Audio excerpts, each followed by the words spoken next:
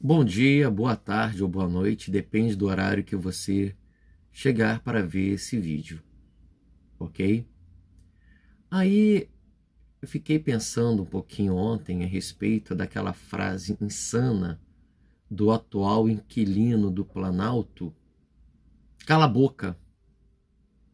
Aí vamos lembrar uma brincadeira de outrora, que você mandava o outro calar a boca e a pessoa respondia: cala a boca, já morreu, quem manda na minha boca sou eu.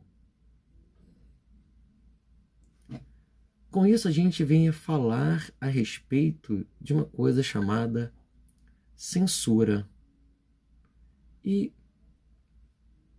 a gente está vivendo um período de extrema arbitrariedade no tocante ao pensamento, às nossas ações. Porque se você não for partícipe das concepções genocidas e assassinas, extremistas e radicais do atual governo e dos seus acéfalos seguidores, você passa a ser chamado de esquerda, esquerdista, esquerdopata, pertence ao PT, é comunista, é apoiador da Globo Lixo. Fogem ao senso, fogem à razão. Vamos ver o que é censura. Vamos dar uma pequena definição, vamos dar uma pequena passagem pela Roma Antiga e vamos caminhar um pouco pela censura na história do Brasil. Começando, didaticamente falando, pelo período colonial, a partir de 1500, chegando ao período monárquico até os dias de hoje. E vamos passar pela censura durante todo o período republicano, que é o período cronológico ao qual todos nós estamos vivenciando. O que é censura? A palavra censura vem do latim e significa censura mesmo. Ela é a desaprovação e consequente remoção da circulação pública de informação, visando a proteção dos interesses de um Estado, de uma organização, de um indivíduo ou de um grupo de indivíduos. Vamos começar a fazer uma analogia: proteção contra um indivíduo, um grupo de indivíduos ou uma organização. Ela consiste em toda e qualquer tentativa de suprimir, acabar com a circulação de informações, opiniões ou expressões artísticas. Na Roma Antiga, cabia ao censor realizar essa tarefa. E quem é o censor? O censor era um oficial que tinha por responsabilidade realizar e manter os censos, garantir a moralidade pública e supervisionar certos aspectos das finanças governamentais. Esta função de garantir a moralidade é a origem do sentido moderno da palavra censura e do termo censor. Ou seja, o censor, ele hoje tem, no seu sentido etimológico, zelar pela moralidade, pelos bons costumes. Mas vamos ver como que ocorreu a censura durante o período colonial. A coroa portuguesa possuía uma listagem das obras que não podiam circular em seu território, incluindo aí também as colônias portuguesas. Vale lembrar que o Brasil era uma das possessões portuguesas. Éramos a América Portuguesa. Foram proibidos de circular principalmente obras de teor iluminista ou que viessem a criticar a Igreja, a monarquia absolutista que estava instituída em Portugal. Essa proibição não estava vinculada à Inquisição, mesmo porque a fé não era a principal preocupação da coroa portuguesa naquele momento. Mas, de certa forma, a Inquisição possuiu certo caráter censurador, uma vez que ela investigava, punia e, em alguns casos, matava pessoas que fugissem do pensamento católico, seja por seus atos, seja por suas crenças. Destaca-se que a censura não era um órgão que utilizava métodos investigativos muito apurados para realizar seu trabalho. Bastava apenas que alguém fizesse uma acusação sem provas, sem fundamentos, que o acusado seria submetido à tortura. Estamos falando de um período que vai de 1500 até 1822, período colonial. Antes da Inquisição, e um pouco depois, os padres catequizadores, cuja maioria eram jesuítas, pertenciam à Companhia de Jesus, formado por Inácio de Loyola, para nós católicos, Santo Inácio de Loyola. Eles proibiam que os indígenas brasileiros mantivessem vários de seus hábitos, tais como a antropofagia, que algumas tribos tinham por hábito, suas festividades religiosas e seus idiomas locais. Foram estabelecidos pelos catequizadores as línguas gerais, idiomas por eles criados com base nas línguas das diversas tribos ou de uma região que deveriam ser faladas por todos os indígenas, a fim de facilitar a comunicação comercial entre os diversos grupos e entre os europeus, ou seja, processo de aculturação. Uma cultura se julgando melhor e maior do que a outra, esquecendo, nesse contexto, sua origem, sua história, seus valores. Os escravos também encontravam problemas em relação às suas culturas originais. No entanto, o surgimento dos quilombos, dos quais indígenas e brancos pobres também se beneficiavam, e a criação do candomblé e o sincretismo religioso representavam pontos em que se poderiam se manifestar. Também era permitido em que, nos dias de folga, realizasse alguma comemoração, como as coroações de reis e rainhas em festividades periódicas. Ou seja, o processo de aculturação com os negros, vamos observar o sincretismo da religiosidade branca, católica, com as divindades de matiz africano.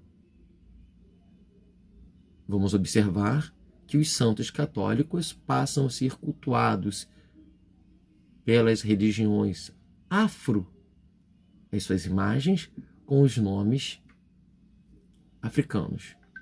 Nosso Senhor Jesus Cristo, por exemplo, chamado de Oxalá.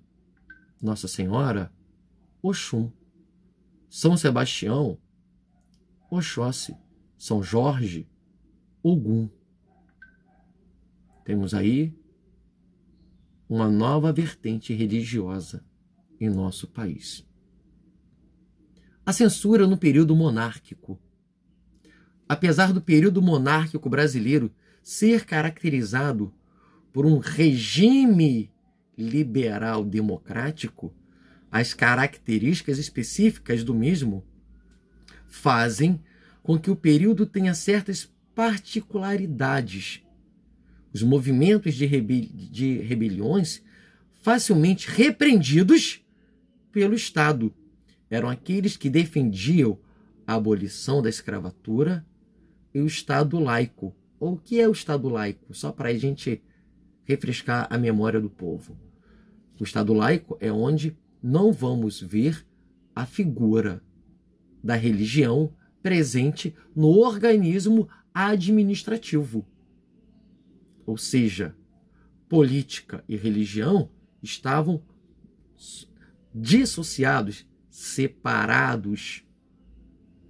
Era isso que tentava se fazer também no período monárquico brasileiro. Também sofriam certa perseguição todos aqueles que queriam a reunificação das coroas brasileiras e portuguesas e todas as rebeliões que tentassem tornar determinada região como um país autônomo, sendo que neste último caso a Guerra dos Farrapos no sul do Brasil constitui o exemplo mais notório. Não ocorreram significativas mudanças de resistência cultural entre os indígenas e os escravos no período monárquico. Se o indivíduo pensasse em voltar ao estado anterior de dependência político-administrativa português, o indivíduo era severamente reprimido, punido. Todos aqueles grupos que desejavam tornar certo pedaço do país independente, um novo país, as rebeliões, as insurreições, elas eram sucumbidas com força, através das armas. A censura na República Velha. A República Velha, ela vai banir a família imperial brasileira do território nacional até 1920. Quase o finalzinho, os últimos 10 anos da República Velha ou Primeira República Brasileira.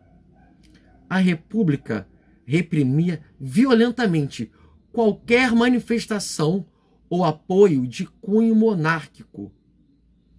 No início do século XX, um dos exemplos de censura mais conhecidos é o do Barão de Tararé. Em 1932, após mais de 5 anos de implacáveis sátiras à sociedade e à política em geral, Aparício ele vai ser sequestrado, espancado por policiais da Marinha nunca identificados. Todavia, o episódio não vai fazê-lo abandonar do seu ofício. Mantendo o espírito satírico, ele avisa na porta de seu escritório: entre sem bater. Uma sátira aos perseguidores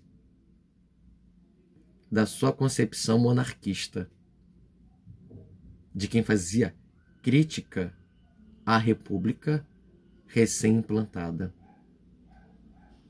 Aí vamos ver um pouquinho da censura lá no Estado Novo, já no governo Vargas. Vargas que vai governar o Brasil em dois períodos. O primeiro período de 1930 a 1945. E depois ele retorna ao poder, administrando de 1951 a 1954, onde ele comete suicídio em 24 de agosto de 1954. Durante o período do Estado Novo, além de haver uma grande censura aos meios de comunicação, exilando e torturando jornalistas e intelectuais que faziam críticas ao regime, foi também instituído uma espécie de culto à personalidade do ditador Getúlio Vargas, semelhante à adoração que havia por outro ditador, Adolfo Hitler, na Alemanha. E se observarmos mais à frente, a Itália, que tinha a figura de Benito Mussolini à frente. Vamos parar e fazer uma comparação com hoje, Brasil. Dia 6 de maio de 2020. Existem alguns grupos que tentam fazer a figura de um pseudo-messias, como o líder do Brasil, pobre desgraçado, ou melhor, pobres desgraçados, que estão alimentando um tirano ditador. A gente observa que esses grupos que se manifestam, sobretudo aos fins de semana, em Brasília, eles estão cultuando um ditador.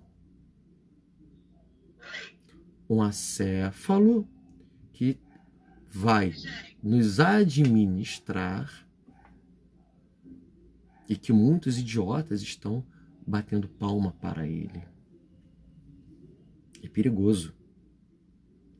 A figura do ditador se tornou onipresente. Estamos falando de Vargas. Tá ok? A figura do ditador se tornou onipresente em cartazes, fotografias, selos, moedas. As pessoas tinham em casa o quadro de Vargas em suas salas. Os meios de comunicação oficiais associavam a figura do presidente e feitos que eram de interesse de grande parte da população, os trabalhadores. Só que o atual governo, desculpa a expressão, está cagando e andando solenemente para os trabalhadores, para a classe que sustenta verdadeiramente esse país. As práticas do governo Vargas, da mesma forma, traziam benefícios para estas pessoas, tendo como exemplos a legislação trabalhista e a crescente organização do mercado de trabalho, que acabavam com a exploração do trabalho no Brasil. Engraçado, o indivíduo que era ditador se preocupava com os trabalhadores.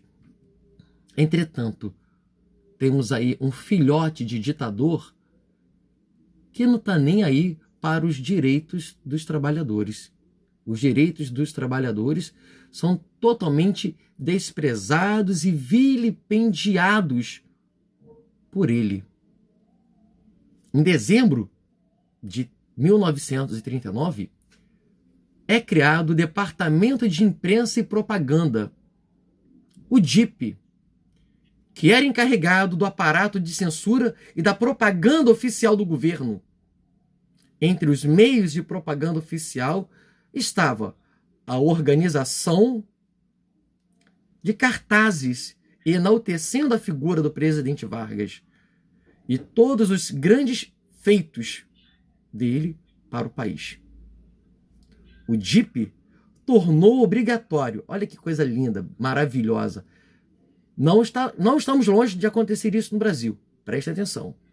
O DIP tornou obrigatória a foto do ditador em todos os ambientes comerciais. Numa reprodução dos métodos implantados na Alemanha.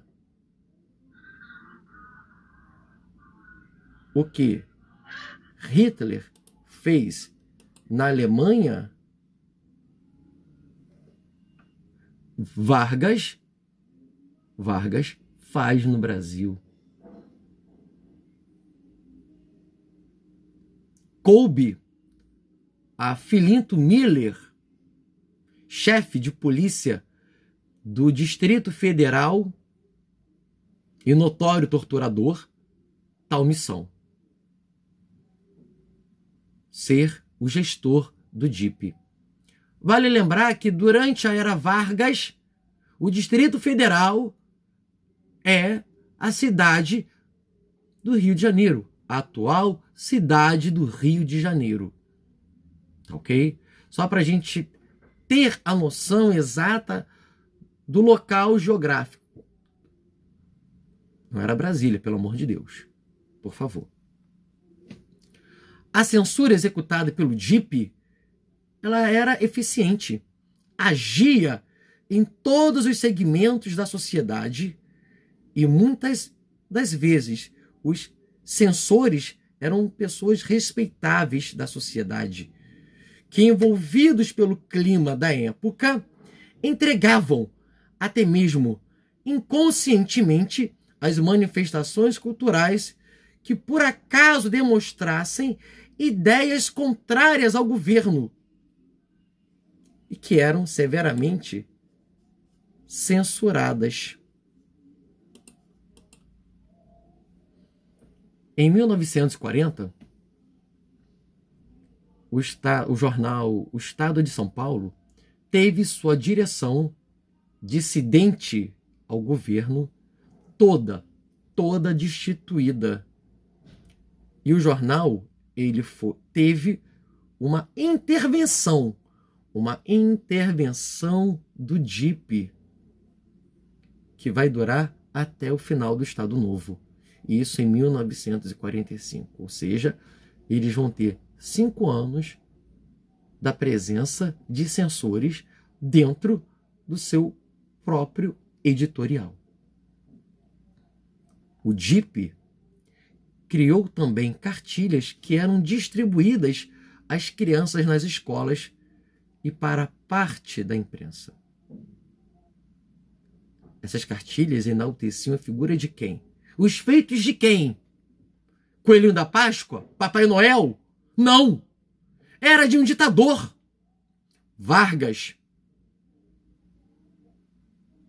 A gente precisa começar a pensar. Daqui a pouco, se nada for feito nesse país, chegaremos nesse extremismo. O DIP também vai produzir documentários para exibição obrigatória. Antes dos filmes programados nas salas de cinema, além disso, a Agência Nacional, subordinada ao DIP, produzia e transmitia diariamente, menos sábados e domingos, sempre às 19 horas, um programa radiofônico que perdura até os dias de hoje. A Hora do Brasil,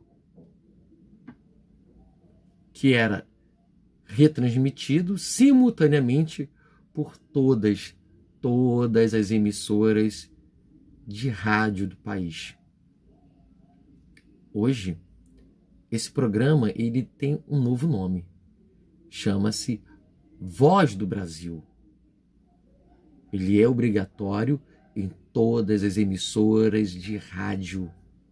Entretanto, deixa de ser às 19 horas, de forma obrigatória, porém, as emissoras elas têm que vincular o programa estatal durante 1 hora por dia. É obrigatório. para que elas não venham perder a concessão. Outros casos notórios de censura do Estado Novo foi a repressão às atividades culturais das comunidades imigrantes, especialmente dos países do eixo. Quem eram os países do eixo? Vamos lembrar um pouquinho aí. Segunda Guerra Mundial. Alemanha, Itália e Japão.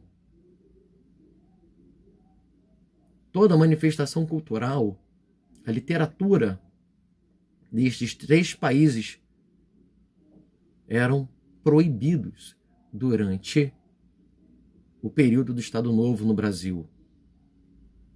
Tudo isso foi fruto de uma campanha de nacionalização do regime. Aí vamos agora falar um pouquinho de um período que eu acho muito legal, muito maneiro, e que muitos vão dizer, não existiu ditadura. Vai ler um livro de história, o desgraçado. A censura durante o regime militar. Durante a ditadura militar, iniciada com golpe em 1º de abril de 1964. Alguns historiadores vão trabalhar 31 de março, outros 1º de abril. Vai depender muito do livro que você venha a utilizar, tá ok? Todas as formas de perseguição são intensificadas, além de outras que serão elaboradas, serão aperfeiçoadas pelos desgraçados dos militares que estavam no poder entre 1964 e 1985. Teremos aí, então, 21 anos de ditadura. Após a promulgação do Ato Institucional número 5, o popular e famoso AI-5, que nego deve estar pensando que hoje deve ser distribuição de iPhone para todo mundo, que era a face mais cruel da ditadura. E tem um monte de retardado que bate palma para esse demente desse presidente e pede a volta. Esse povo tinha que parar e ler um pouquinho só. Se é que são alfabetizados. Né? Fazer como aquele débil mental no último sábado, que vai às vias de fato contra os enfermeiros que protestavam e homenageavam seus colegas de profissão, que aquele acéfalo vai dizer que eram todos esquerdopatas. Defender a vida nesse país hoje em dia, o cara é chamado de comunista, esquerdopata. Aí eu só falo para esses mesmos indivíduos que utilizam certas concepções teológicas. Leia o livro de Deuteronômio 30:19. E o cristão católico tenta fazer menção também a essa passagem bíblica e lembra aí, se é que tem cérebro, da campanha da fraternidade de 2008. Escolhe tu a vida. Após a promulgação do AI-5, todo e qualquer veículo de comunicação deveria ter sua pauta previamente aprovada e sujeita à inspeção local por agentes autorizados. Agentes autorizados, leia-se, compreende-se, por militares. Obviamente, muitos materiais foram censurados. As equipes envolvidas, impossibilitadas de publicar maiores esclarecimentos, tomavam medidas diversas. Algumas publicações impressas simplesmente deixavam trechos inteiros em branco. Outros publicavam receitas culinárias estranhas que nunca resultavam, tá, no alimento proposto por elas.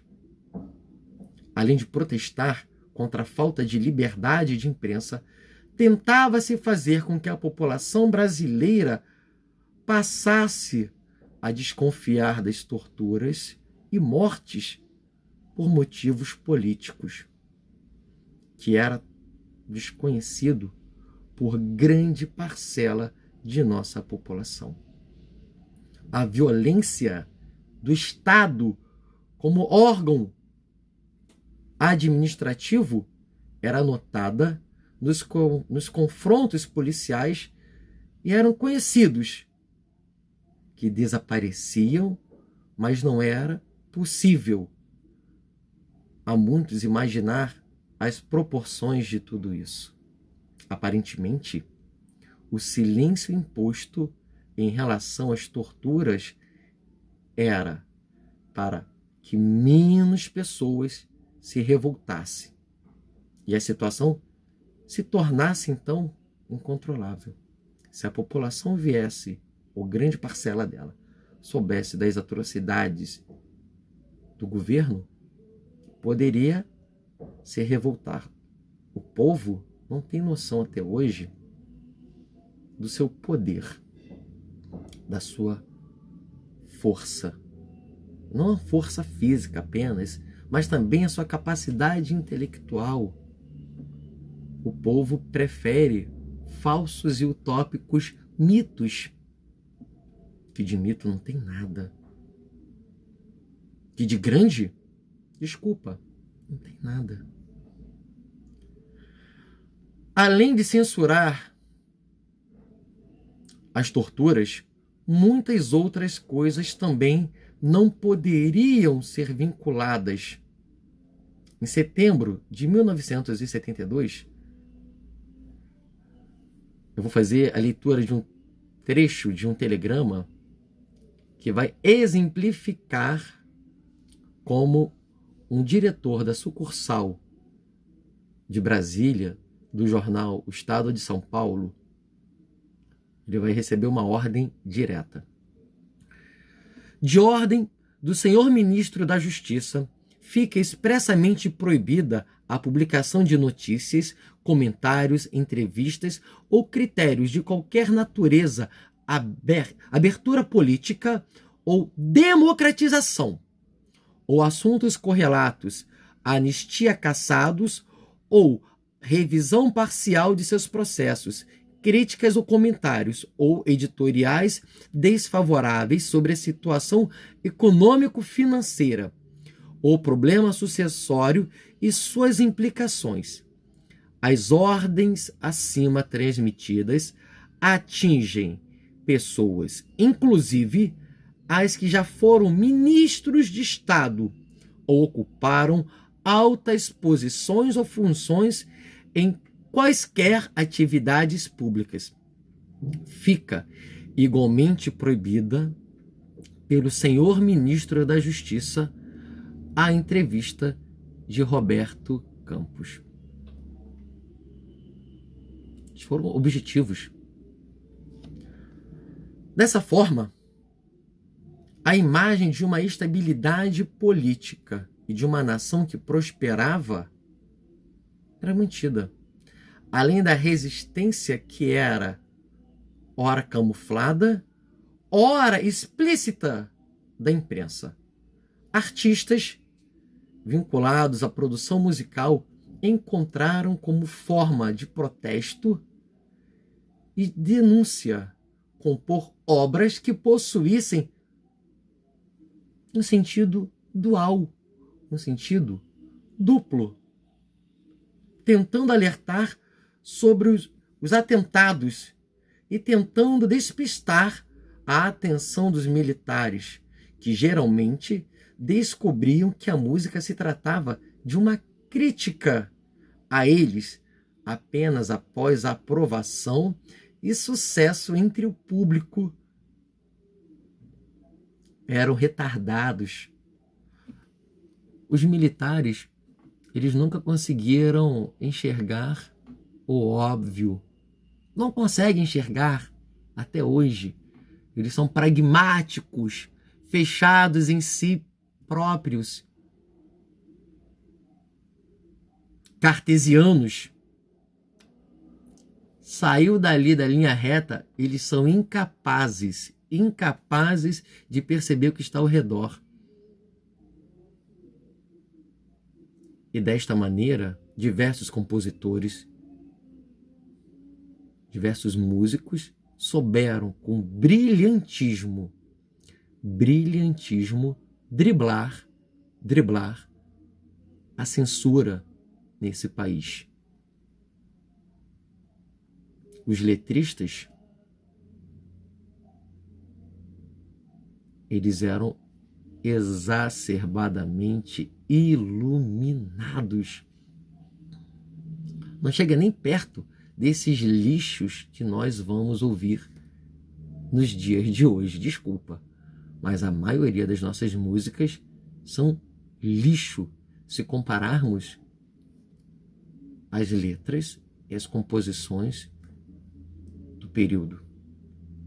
Tá ok? Um dos exemplos mais marcantes do jogo linguístico e musical presentes no período vai ser a música Cálice, de Chico Buarque e Gilberto Gil. Além do título da composição ter som idêntico à expressão cálice, de calar a boca mesmo, tá? Seus versos poderiam ser confundidos e podem ser confundidos, se o indivíduo não estiver atento, com uma divagação religiosa. Como exemplo, Pai, afasta de mim esse cálice de vinho tinto de sangue, como beber dessa bebida amarga, tragar a dor, engolir a labuta. Mesmo calada a boca, resta o peito, silêncio na cidade não se escuta. Uma forma muito sutil e inteligente de driblar o sistema. Uma forma hábil de dar uma rasteira nos militares que estavam no controle de nosso país. Uma forma direta e indireta de censura durante o período militar é a permanência da grande maioria dos arquivos referentes ao período militar ainda estar inacessível à consulta de advogados, historiadores e da população como um todo. Apenas alguns arquivos em alguns estados do DOPS, exemplo, São Paulo e Rio, eles se encontram disponíveis para consulta. Entretanto, os arquivos do mesmo órgão em outros estados, eles continuam guardados, fechados, lacrados. E outros, inclusive, ninguém sabe aonde foi parar. Os arquivos do DOI-CODE em todos os estados do país são dados pelas autoridades como destruídos, o que muitos vão contestar, até porque possuem interesses em consultá-los. A Comissão da Verdade ainda não conseguiu abri-los, não conseguiu chegar a eles. Aí a gente para e pensa: quando que a verdade nua e crua do período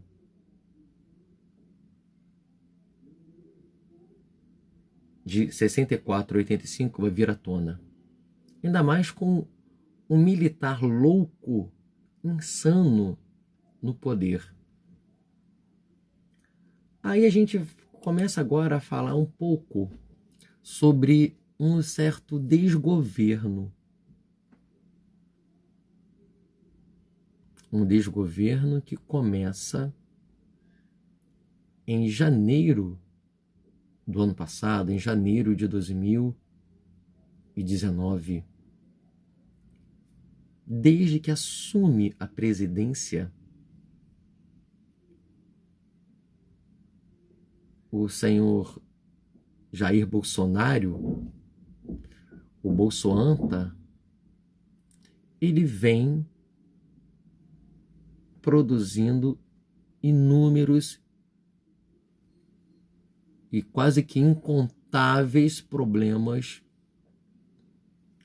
com a imprensa, com o esclarecimento dos fatos existentes, tentando ocultar, está visível, tentando ocultar a todo custo, a todo momento, as ações, sobretudo, dos seus filhos. Estamos no período de pandemia.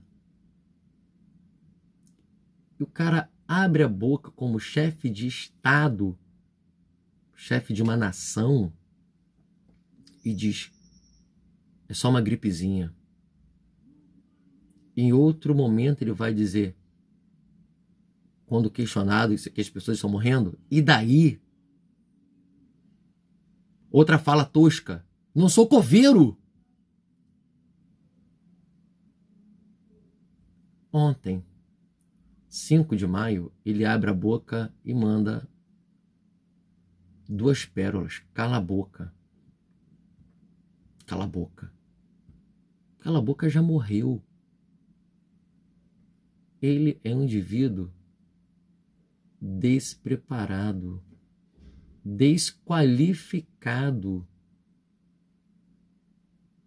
E por mais que os assessores tentem segurar a língua dele, especialmente os assessores militares, não conseguem, porque o estrago, quando ele abre a boca, só sai desgraça.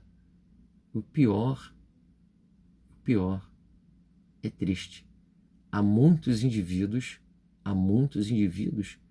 que batem palma para esse senhor, o senhor da guerra. Ele tenta ser o Donald Trump dos trópicos, uma versão muito piorada, porque pelo menos o Trump ele reconheceu durante um pouco tempo, tá? Ele já fala em abertura econômica dos Estados Unidos, sem se preocupar com as mortes, por conta da sua reeleição em novembro. O Trump ele teve uma preocupação, uma pequena sensibilidade que o senhor presidente da República Federativa do Brasil, ele não teve. Ele não percebeu. Desde que assumiu a presidência da República, o senhor Jair Bolsonaro, ele protagonizou diversos episódios de cerceamento a dados públicos e de censura de produções que venha a valorizar a pluri-inteligência dos indivíduos, a diversidade racial, a diversidade sexual dos indivíduos. Fora a sua concepção religiosa, que é muito duvidosa. Ele apela, acende uma vela para Deus e uma para o capeta ao mesmo tempo. Ele atira para todos os lados. Para todos os lados. Ele já conseguiu, para a sua Liga do Mal, eu prefiro chamar de Liga do Mal, diversos indivíduos de concepções protestantes. Durante a campanha eleitoral, né, se dizia protestante. tem mais ou menos um mês e meio, ele já se proclamou católico. Ele nem sabe o que ele é na verdade. Na verdade, ele é um boçal. Um boçal que se aproveita da população ignorante. Quando eu falo população ignorante, daqueles indivíduos que não detêm conhecimento, tá ok? Não tocante a serem pessoas rudes. Aproveita-se daquelas pessoas ignorantes que são facilmente manipuláveis, sobretudo por pseudos pastores. Aí eu vou dar nome aos bois? Sim. Os Malafaias da vida, os Macedos da vida, os Valdomiros Santiagos da vida.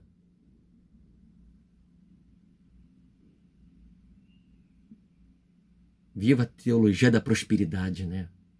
A economia não pode parar. O país não pode parar. Morrer pode. Morrer pode. Entretanto, cultivar a vida, já que esses indivíduos que eu citei os nomes, esses pseudos pastores se dizem pastores, eles deveriam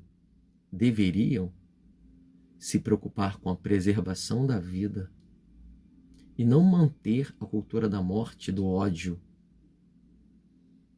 Foi necessária a intervenção da justiça para que um indivíduo chamado Silas Malafaia fechasse as suas igrejas.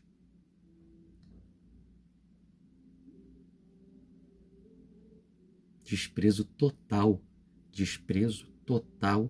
pela vida.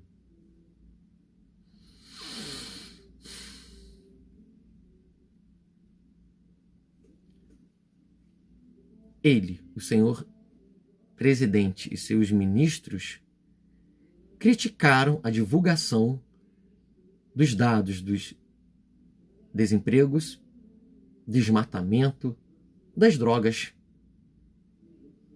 Também proibiram a divulgação de materiais publicitários, como comerciais que apresentavam pessoas negras, homossexuais e transexuais. Fora as produções dos grupos LGBT.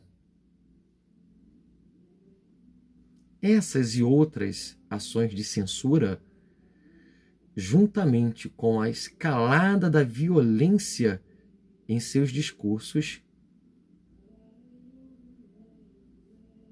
lembram o período da ditadura militar. Ele só falta dizer que ele é o Estado. Eu sou a Constituição. Ele quer ser um absolutista, um ditador.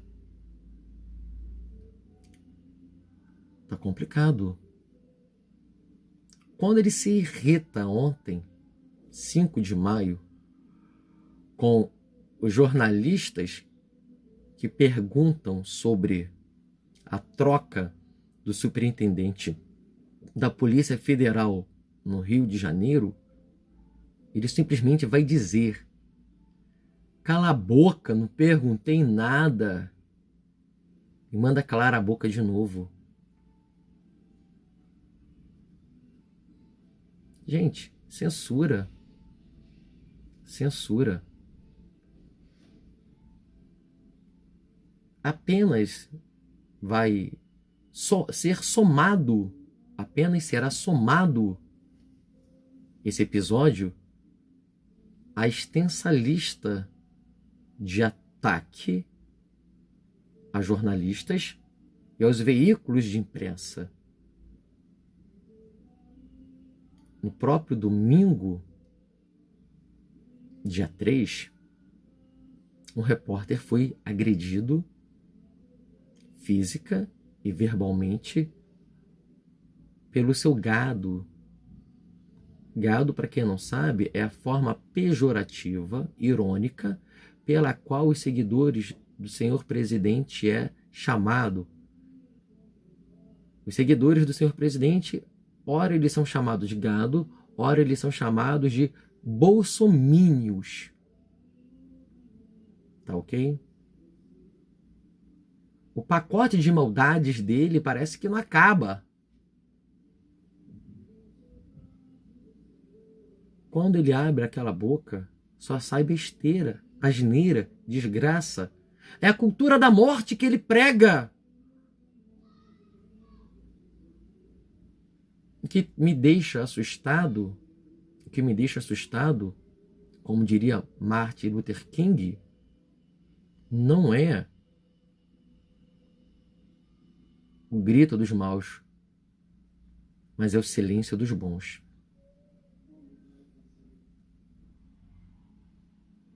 Isso que me deixa estarrecido.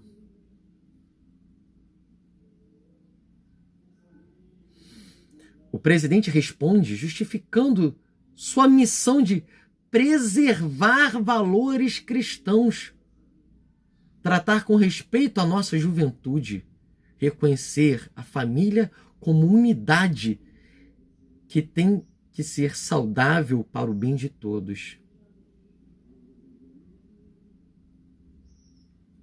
Ninguém merece.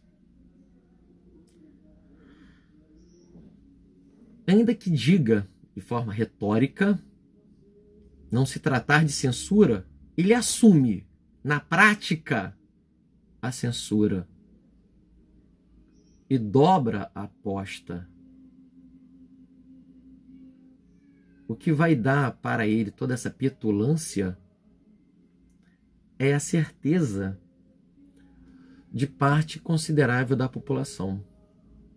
O que eu falei agora há pouco, ora chamado de gado, ora chamado de bolsomínio, acrescido aos utópicos líderes religiosos que pensam no seu lucro. É interessante, os carros que estão nas carreatas a favor desse senhor não são carros populares, simples. Pare e pesquisa aí no Dr. Google e vai para o YouTube da vida. Não estou dizendo que um indivíduo trabalhador não possa ter carros bons. Entretanto, como é dito na gíria, são carretões. Não são carrinhos simplórios, não, tá? Não vai ser tipo o meu Ford Ka 2013, não, galera. Não vai ser um Gol. São carros de luxo. São carros de luxo. Estamos vivendo um período de retrocesso. Retrocesso total. As instituições democráticas estão sendo totalmente vilipendiadas por ele e seus seguidores. É vilipendiado a justiça. O Supremo Tribunal Federal é desprezado. É desprezado o Congresso Nacional. Não temos que ter políticos de estimação, mas vale lembrar que todos os senadores, todos os deputados federais, assim como os deputados estaduais e vereadores que compõem o poder legislativo, foram eleitos de forma democrática através de eleições.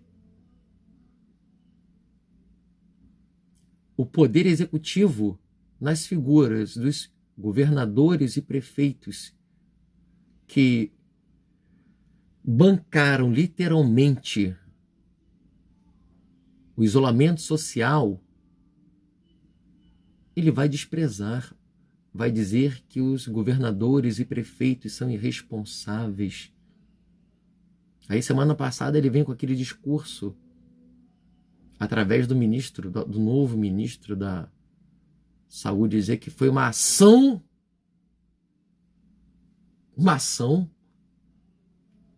do governo federal. O senhor presidente não tem noção. Ele não tem noção. Ele foi contrário às ações, às medidas de isolamento social proposto por governadores e prefeitos. Exemplo de governadores que saíram queimados porque agiram em benesse da maior parte da população. O governador de Goiás, que era aliado dele, o governador de São Paulo, que era aliado dele, o governador aqui do nosso estado, que era aliado também de primeira hora. 3 aliados em 3 estados de primeira hora do senhor presidente, que passam a ser oposição, a partir do momento que tentam preservar a vida, ou melhor, as vidas daqueles indivíduos dos quais eles estão administrando. Todo indivíduo hoje que é contrário, todo indivíduo que é contrário ao presidente, ele é comunista, ele é de esquerda, esquerdopata, ele é do PT, ele é do PSOL, ele é do PSB, ele é do PDT, ele é do PSDB, ele é adepto da Globo lixo. É complicado. Nós vivemos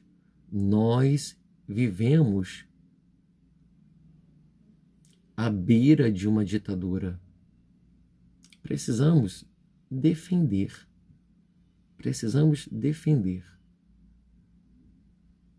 as nossas instituições, o nosso direito de pensar e externar aquilo que sentimos, sem medo das consequências.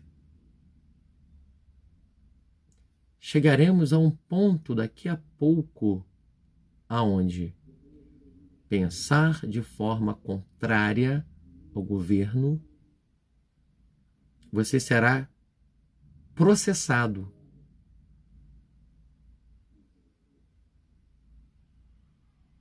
A economia, ela é importante, sim, para todos nós, para mim, para você, para as nossas famílias, para os nossos amigos, parentes. É uma cadeia. Entretanto, muito mais importante do que a economia é a preservação de vidas. Aqui em Campo Grande mesmo, nós temos um dos maiores bairros do país. Aspas, o maior bairro do país. Entretanto, a gente observa que a teimosia na não preservação da vida é algo muito acentuado. Os indivíduos estão nas ruas, nos bares, muitos sem proteção sequer de uma máscara. Estou falando nem de luva, estou falando nem de álcool em gel. Vamos observar que os nossos hospitais públicos e os privados, eles estão começando a saturar. Isso não é nada bom. Ações loucas de uma população que segue um pseudo-líder, um pseudo-mito. Essas pessoas só vão começar a tomar consciência e ciência das asneiras desse presidente quando seus pais, seus avós, seus tios, seus primos, seus filhos morrerem. No Brasil, já está sendo quebrado o paradigma de que o Covid-19, o coronavírus, só dá em idoso.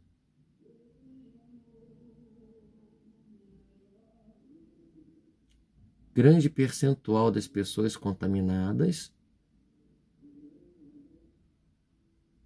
está naquela faixa etária entre 20 e 50 anos. Eu me incluo nesse grupo.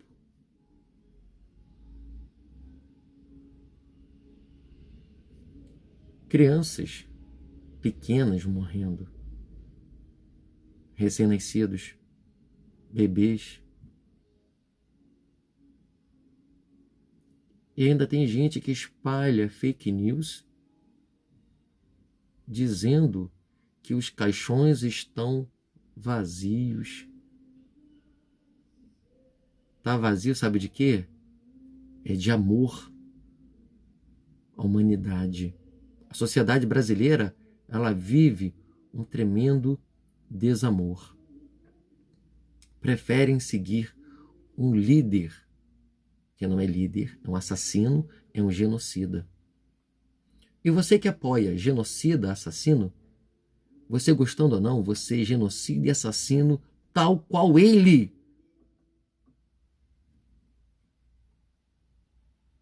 Você é genocida. Você é assassino a partir do momento em que apoia as ideias desse cidadão, que defende com unhas e dentes seu político de estimação. A gente precisa acordar para a vida. Vamos parafrasear o filme Tropa de Elite, o Tropa de Elite 2, que vai dizer que o sistema é foda. Sim, o sistema é foda. Mas você baixar a cabeça e bater palma para maluco dançar, não, não. O atual presidente, para nós finalizarmos esse vídeo, ele é adepto de um sistema totalmente excludente. Excludente.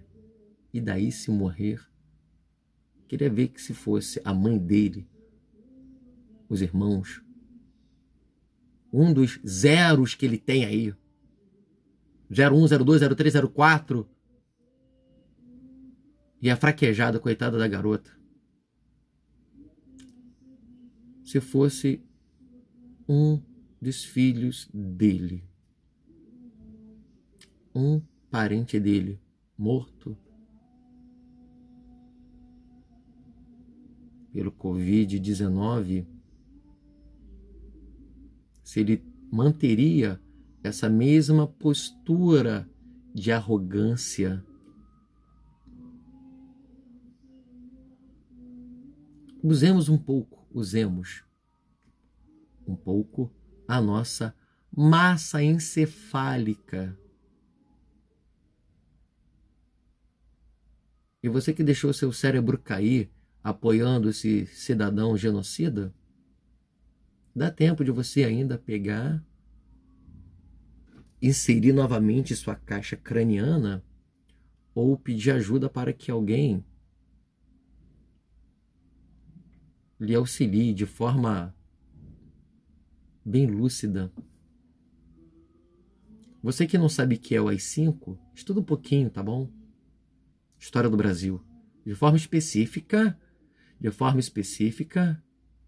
os anos de chumbo, compreendidos entre 68 e 73. Estuda um pouquinho, para você não sair por aí defendendo o que é o errado e não sair por aí falando um monte de asneira.